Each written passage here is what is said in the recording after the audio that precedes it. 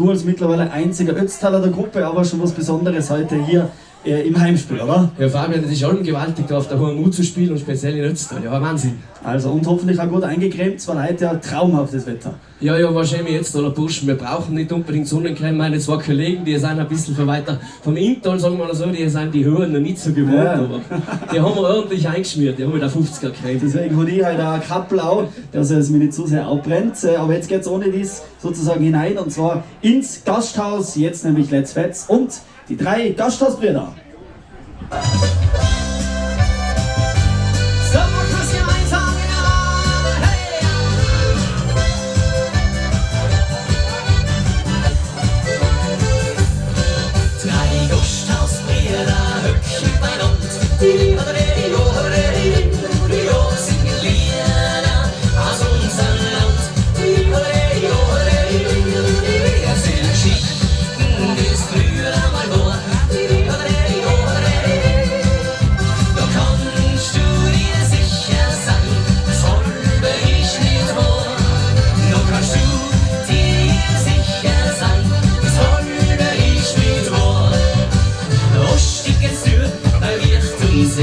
Da haben sich schon wieder einander verstrickt. Der Alfred, der Kohl und von vorher der Bruder, die Wilhelmheit von der Oltener Höhe.